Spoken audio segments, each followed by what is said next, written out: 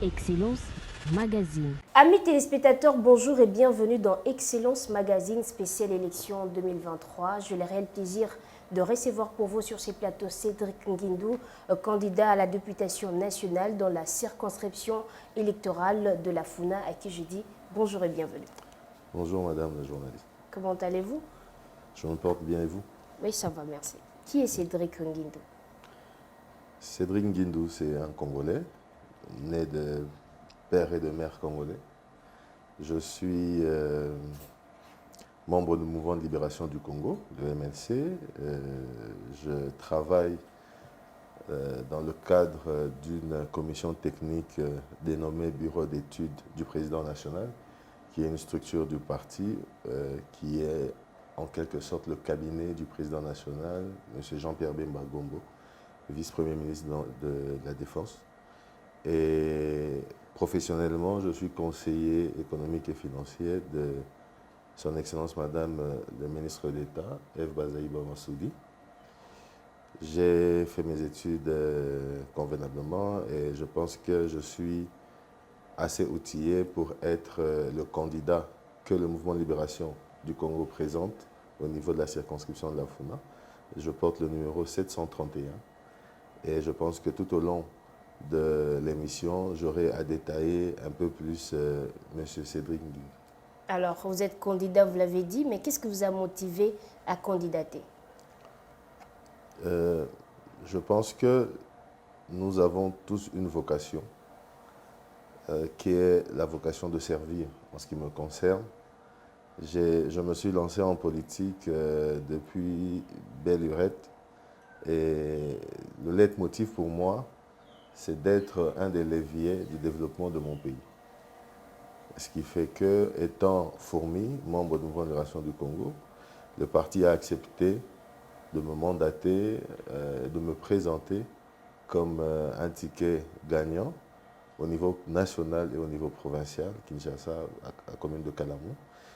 Pour moi, je pense qu'il faudrait que je détaille plus mes engagements, les engagements sur lesquels reposeront les aspirations qui permettraient aux Congolais de voir qu'il existe des Congolais comme tels que nous, qui apportons un sang neuf, une nouvelle vision pour redorer un peu le blason longtemps terminé. Et pourquoi maintenant cette candidature? Je pense que c'est ma deuxième candidature. En 2018, j'étais candidat toujours à la FUNA pour le même parti, dans la même circonscription. Les contextes n'étaient pas les mêmes. Aujourd'hui, les enjeux sont autres, particulièrement en ce qui concerne ma circonscription. La population réclame, disons, deux choses. Quelles sont ces choses? Il y a un problème d'assainissement. D'aucuns disent, je suis d'avis, que la ville est très sale. Et ma circonscription, particulièrement, elle est assez sale, si je puis me permettre. Et aussi, il y a un problème de chômage. Et à cela, moi, j'ai apporté deux solutions aussi majeures. Je pense que ce sont des propositions que j'ai figées en termes d'engagement, que je présenterai et pour lesquelles je me battrai pour leur faisabilité après mon élection. Et ces engagements sont groupés en deux. Il y a l'engagement en tant que l'élu, celui qui va bénéficier de la confiance de la population, l'élu, au-delà des charges qui incombent à la fonction du député national. J'aurais, moi, personnellement, à proposer qu'il y ait une réforme sur deux aspects. L'aspect lié à l'emploi, parce que nous produisons plusieurs chômeurs, si je peux les présenter comme ça. Les chômeurs, ce sont ceux qui sont enregistrés au niveau de l'ONEM et non les sans-emploi qui, généralement, après les études, pensent que le fait de rester juste à la maison, c'est ce concept-là qui est collé à tous ceux qui restent à la maison, qui n'ont pas de travail. Et pourtant, le chômeur, c'est celui qui est reconnu comme tel, c'est-à-dire celui qui est enregistré au niveau de l'ONEM, qui possède une carte, qui est en attente d'un emploi. Cela, la difficulté, c'est que le fait de rester à la maison, ils perdent toute notion. Ils ne sont pas à jour, ils n'ont pas d'expérience, et lorsqu'il y a un travail, il est demandé d'avoir 3 ans ou 5 ans d'expérience. C'est difficile pour ces jeunes qui sortent de l'université d'arracher l'emploi. D'un autre côté, les entreprises n'accordent plus des stages professionnels. Ils ne veulent pas avoir plus de charges du personnel, ce qui fait qu'ils ne veulent plus avoir affaire avec les stagiaires professionnels qui n'ambitionnent que de se cramponner dans les postes pour lesquels ils les remplissent pour leur stage. Et chemin faisant, nous sommes dans une situation compliquée. Nous avons l'espoir qu'avec le numéro 20 qui est le chef de l'État, que le climat des affaires va permettre qu'il y ait encore plus d'entreprises. Mais qu'est-ce que vous comptez apporter comme amélioration sur cette question? J'y arrive. C'est que à ce stade, nous proposons qu'il y ait une imposition des stages professionnels. Pourquoi? Aux entreprises du portefeuille de l'État et aux entreprises privées. Cette imposition permettrait que les jeunes diplômés, tous ceux qui sont sans emploi, les chômeurs enregistrés au niveau de l'ONEM, puissent être à jour, qu'ils soient compétitifs, en attente mais compétitifs, qu'ils fréquentent le milieu du travail. Et à cela, les entreprises bénéficieront d'une main-d'œuvre assez gratuite qui va leur permettre aussi d'atteindre leur target. Et vous allez me poser la question, mais comment est-ce que nous allons prendre en charge ces stagiaires? Et là, je reviens vous dire que les entreprises à laquelle je fais allusion sont des entreprises qui cotisent à la Caisse nationale de sécurité sociale, qui n'est pas une caisse des pensionnaires, c'est une caisse de sécurité sociale. Et j'estime que leurs investissements en tant que caisse nationale de sécurité sociale doivent permettre d'allouer une forme d'allocation à ces stagiaires imposés. C'est tout le monde qui gagne. Nous résorbons assez fort le chômage en attente d'avoir plusieurs autres investissements et plusieurs autres sociétés. Mais entre-temps, ces diplômés sont dans le milieu du travail, ils sont formés, ils sont à jour, ils sont compétitifs en attendant d'avoir un emploi à durée indéterminée. Et les entreprises boostent leurs activités du fait d'avoir une main-d'œuvre assez fournie. Et c'est toujours bien d'avoir une main-d'œuvre gratuite. Vous savez que, pour ouvrir la petite parenthèse, nous oublions que les grandes, disons, les pays développés, entre guillemets les grandes puissances, ont fondé leur économie sur des bases pour lesquelles ils n'ont pas payé la main-d'œuvre. Je vais faire allusion à l'esclavage. Vous savez, il y a des États qui ont fondé leur économie dans le textile, dans l'agriculture, dans la voirie et tout, pendant plus de 400 ans, avec une main-d'œuvre sous-payée ou disons impayée. Par contre, nous, tous les développements que nous mettons en œuvre est fondé sur base du peuple d'abord.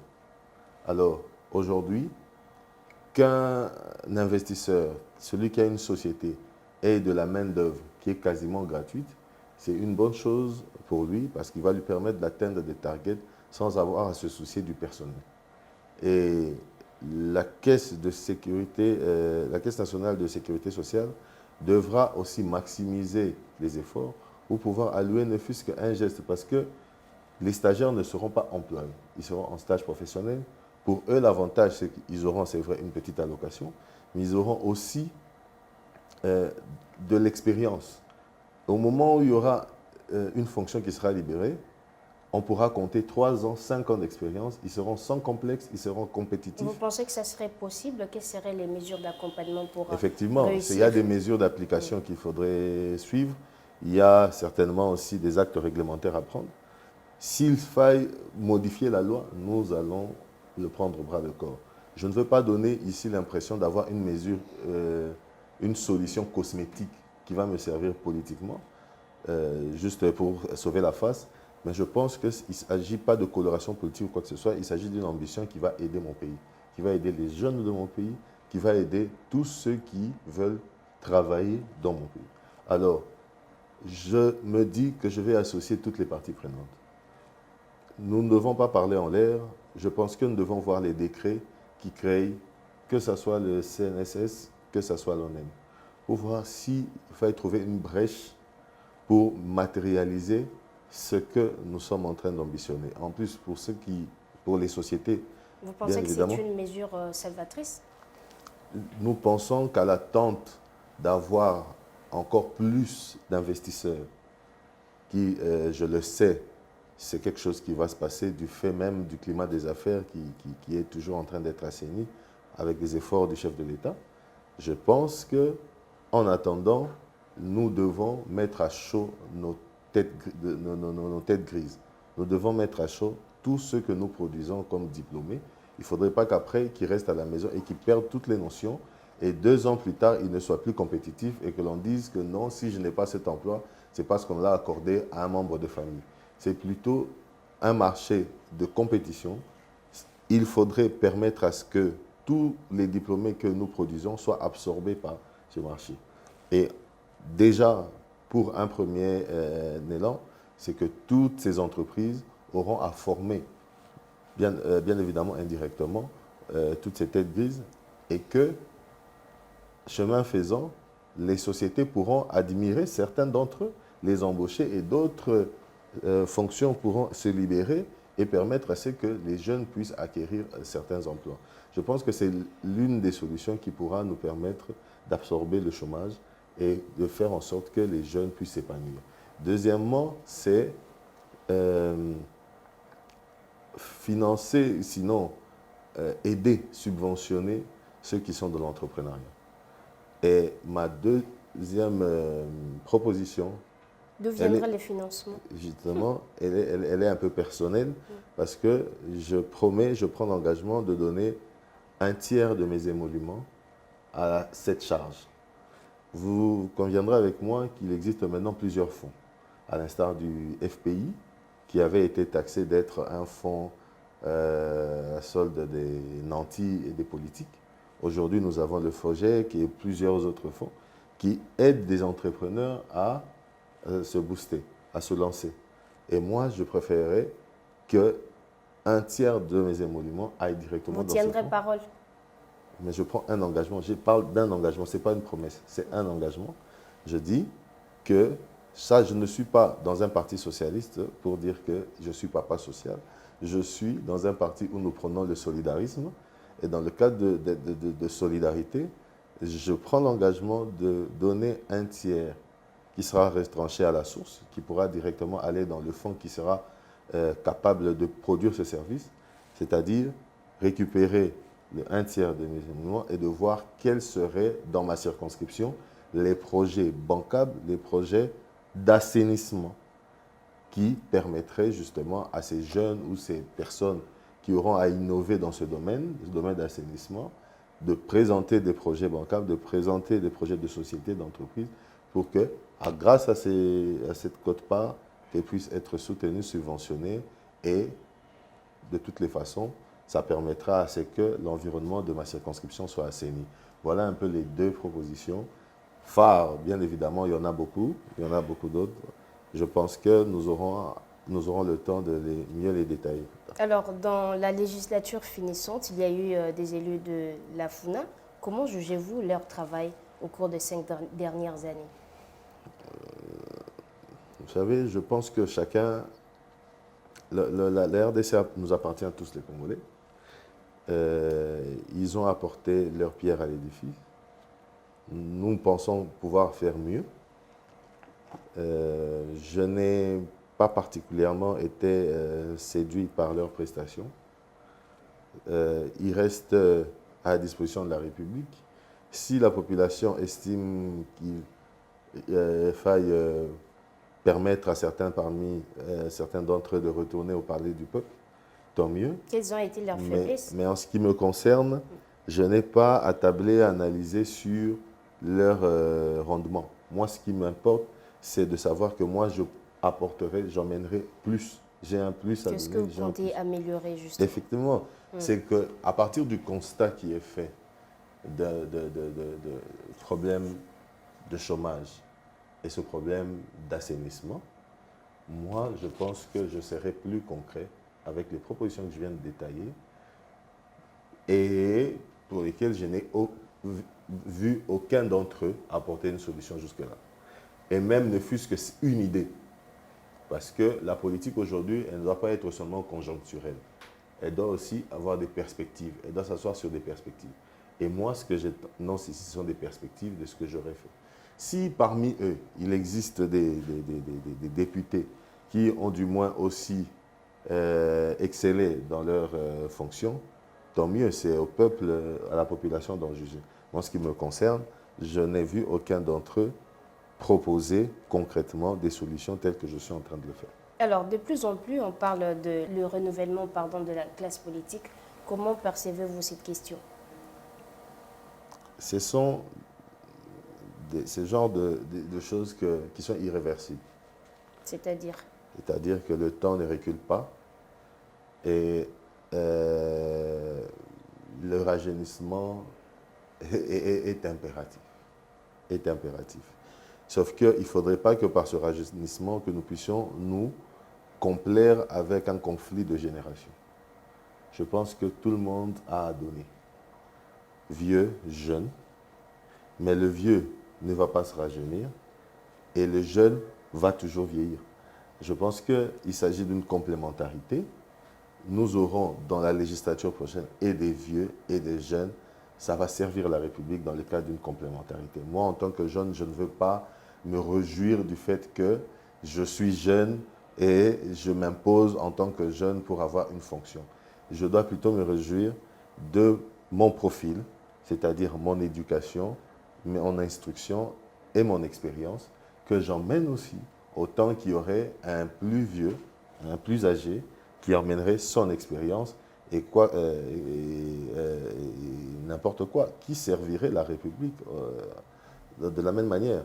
Je ne me mettrai pas à avoir un débat du rajeunissement tant que il s'agit d'un fait qui est irréversible. Le rajeunissement est impératif. Et je fais partie justement de ce rajeunissement politique. Selon vous, sur base de quels critères on devrait élire le prochain parlementaire?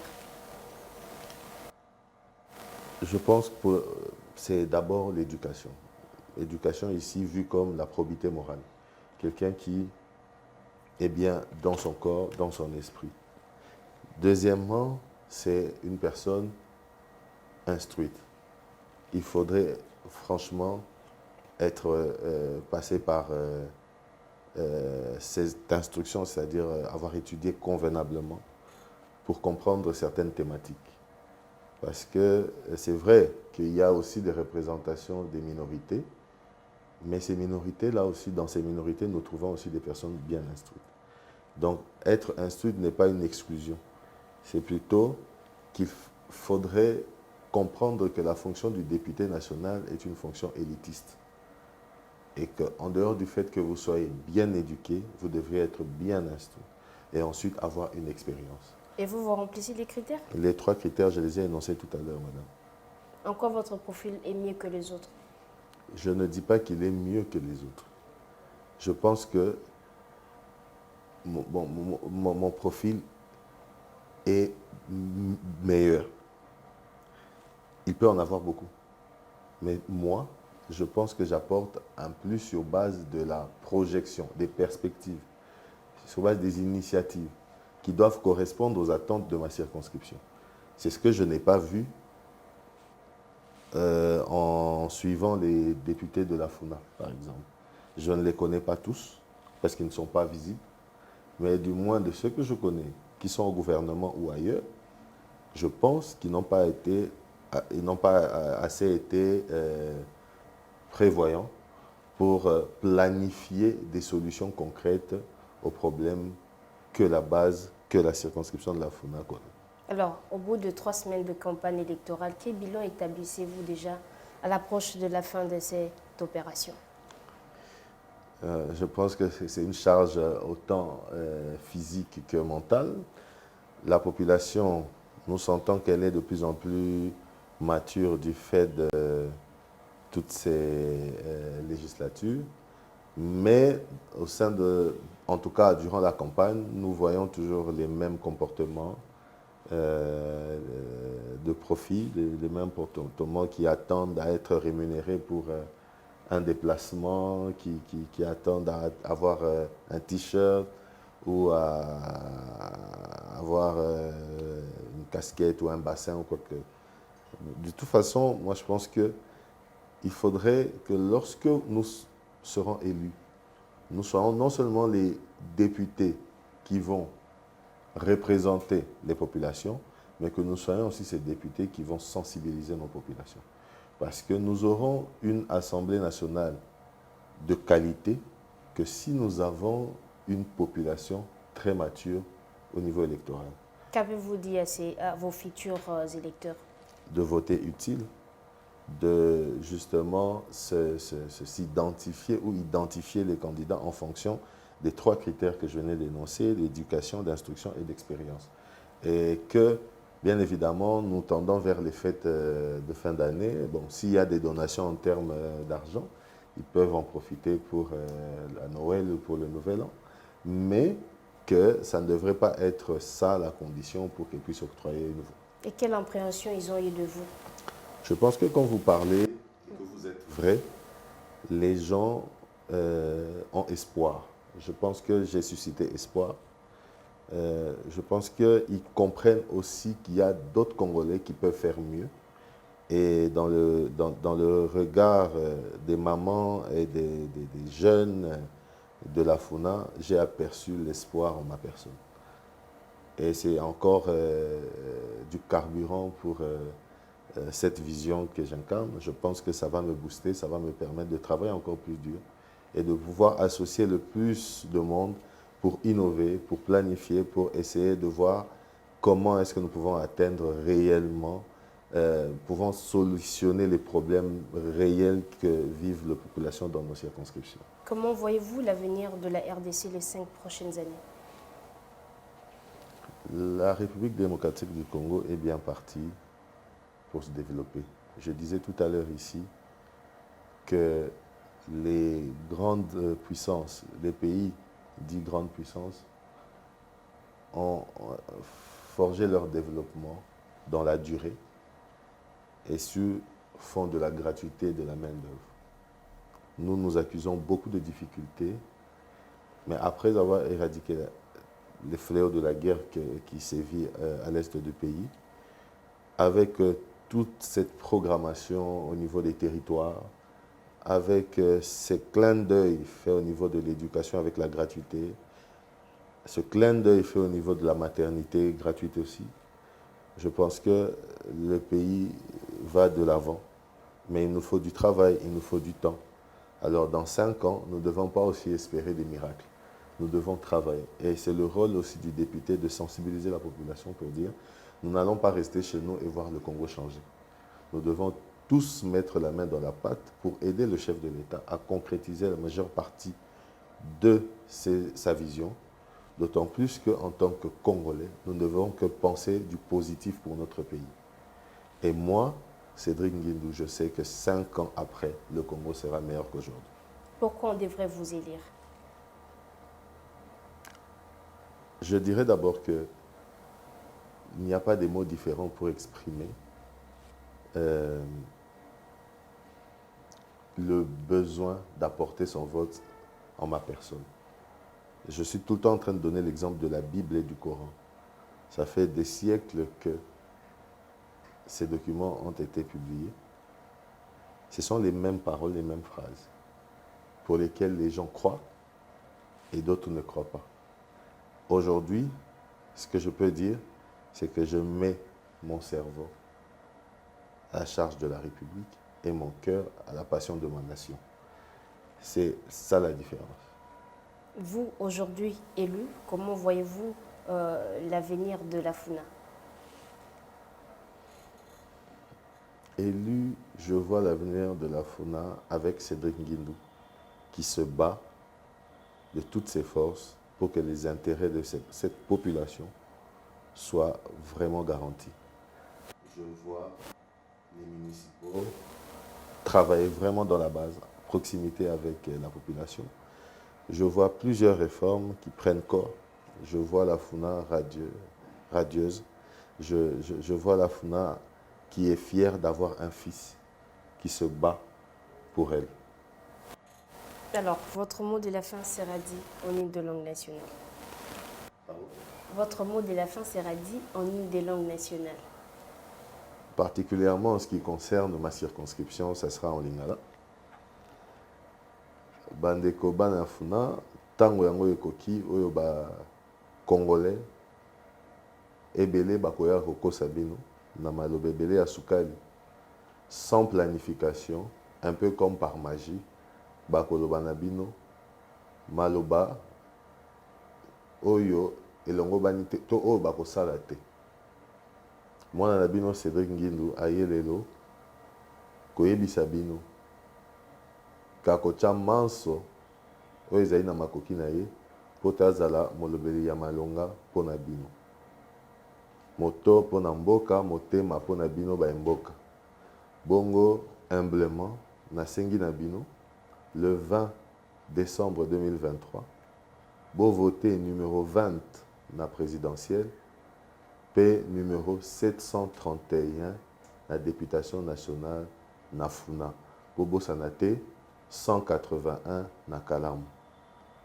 Avec Dieu, nous vaincrons. Merci d'avoir répondu à notre invitation. C'est moi qui vous remercie, madame.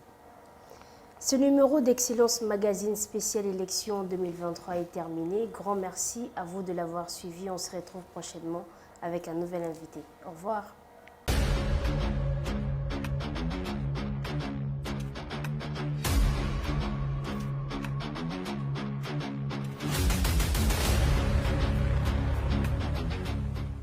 Excellence Magazine.